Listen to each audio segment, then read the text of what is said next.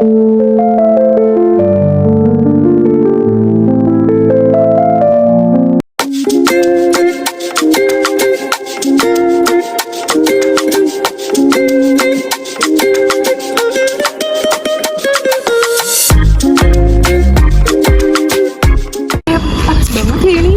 emang panas banget, aduh pusing banget nih. Kira-kira berapa derajat sih Tasik? Kalau kayak gini sih kayaknya 31 atau 32.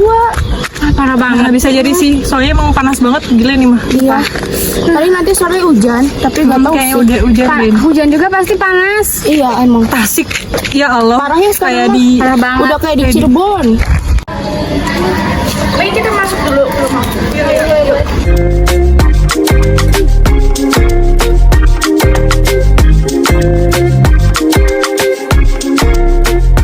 Sini kalian duduk dulu ya, Adik Kayun. Aku ngambil minum dulu. Ya makasih gini aja duduknya.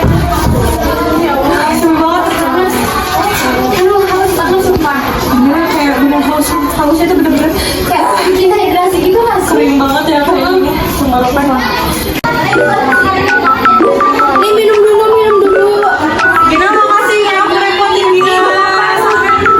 Ini panas gini ya, ya Allah.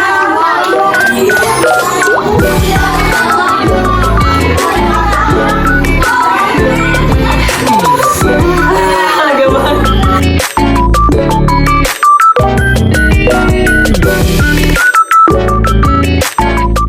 Apakah teman-teman tahu kemana cairan yang kita minum ketika kita mengalami situasi capek dan juga haus? Nah, kira-kira kemana ya? Dan juga ketika cairan tersebut masuk ke dalam tubuh kita, kira-kira kemana ya cairan tersebut bisa keluar dari tubuh kita itu? Nah, untuk lebih lengkapnya, mari kita simak video pembahasan berikut ini. Pada awalnya, ketika seseorang memasukkan air ke dalam tubuh untuk menghilangkan rasa haus yang ia rasakan, maka air yang masuk ke dalam tubuh tersebut akan melewati saluran pencernaan, sama halnya seperti makanan yang dikonsumsi lainnya. Dan siapa sadar, ketika kita melakukan aktivitas fisik, cairan yang ada di dalam tubuh kita pun dapat keluar melalui mekanisme keringat. Dan ternyata, bukan hanya keringat saja loh, proses pengeluaran cairan di dalam tubuh juga dapat terjadi melalui pengeluaran urin yang biasanya terjadi ketika kita buang air kecil. Proses masuknya cairan ke dalam tubuh. Nah, proses masuknya cairan ke dalam tubuh kita itu berawal saat kita meminum sebuah minuman. Air yang masuk melalui mulut akan bergerak masuk ke dalam tenggorokan. Setelah air tersebut sampai di tenggorokan, air yang kita minum itu akan terus mengalir masuk ke dalam kerongkongan atau yang kerap kita sebut dengan saluran esofagus. Saluran esofagus ini ternyata adalah sebuah saluran yang berfungsi untuk membawa makanan dan juga cairan dari tenggorokan ke dalam lambung. Setelah air tersebut masuk ke dalam lambung, pada saat itu juga air akan masuk ke dalam organ tubuh yang lainnya, yakni adalah organ usus, yang terdiri dari usus halus dan juga usus besar. Halo teman-teman, setelah mengetahui bagaimana proses masuknya makanan dan minuman ke dalam tubuh, di sini kita akan mengetahui proses pembentukan urin.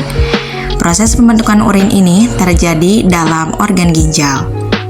Nah, sebuah proses yang disebut dengan ekresi atau proses pengeluaran zat sisa metabolisme dari dalam tubuh manusia. Nah, perlu kalian tahu bahwa ginjal kita memiliki jutaan unit penyaring atau biasa disebut dengan nefron. Nah, ini tampilan untuk lebih jelasnya bagaimana nefron di dalam ginjal.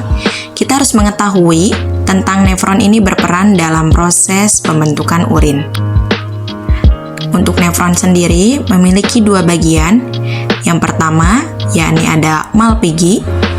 Nah, yang kedua ada saluran atau tubulus. Untuk Malpighi sendiri, ini memiliki dua bagian lagi yang disebut glomerulus dan kapsula Bowman.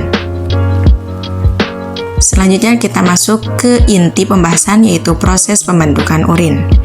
Yakni yang pertama ada filtrasi, yang kedua ada reabsorpsi, dan yang ketiga adalah augmentasi. Kita mengulas satu persatu, yakni tahap filtrasi. Nah, tahap filtrasi ini disebut dengan tahap penyaringan, di mana dari darah mulai masuk ke dalam glomerulus dan kemudian di sini terjadi penyerapan. Hasilnya berupa darah dan juga protein yang akan diserap kembali oleh tubuh. Dan zat yang dikeluarkan berupa urobilin, ada juga urea, glukosa, air, asam amino, dan beberapa ion seperti natrium, kalium, kalsium, dan juga klor.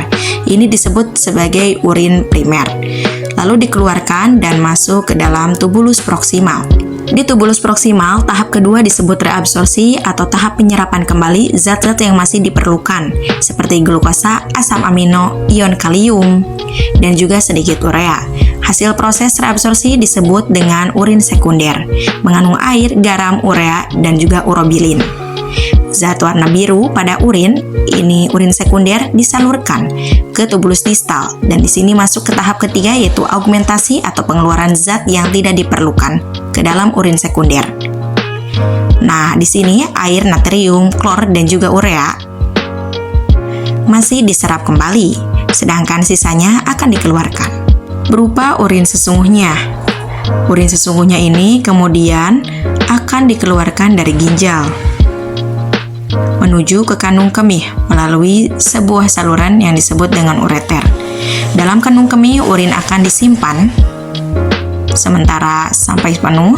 Nanti ketika penuh akan memberi sinyal ke otak dan otak akan merespon sehingga kita bisa mengeluarkan, yaitu berbentuk pipis atau kencing. Nah, itu dia proses pembentukan urin.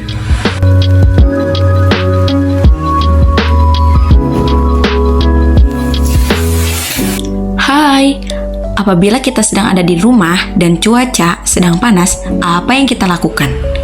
Membuka jendela, menyalakan AC, atau menyalakan kipas. Sama halnya dengan tubuh kita, dalam keadaan panas harus memiliki sistem untuk penurun suhu, yaitu dengan mengeluarkan keringat. Lalu bagaimana proses tubuh kita mengeluarkan keringat? Untuk lebih jelasnya, marilah kita simak berikut ini.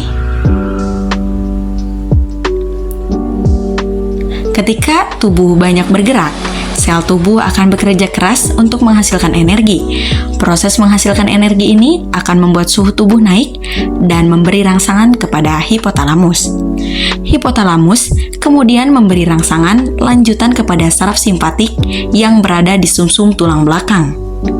Saraf simpatik memberikan sinyal gelombang ke seluruh kelenjar keringat di tubuh bahwa suhu tubuh sedang tinggi. Dan selanjutnya, kelenjar keringat kemudian akan memproduksi keringat agar menurunkan suhu tubuh. Ingat, keringat ini mengandung kotoran dan zat sisa yang tidak terpakai dalam tubuh.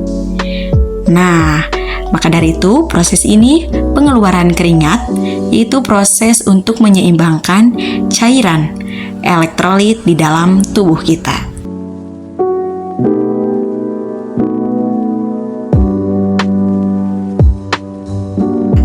Sekian penjelasan dari saya, semoga bermanfaat. Dadah!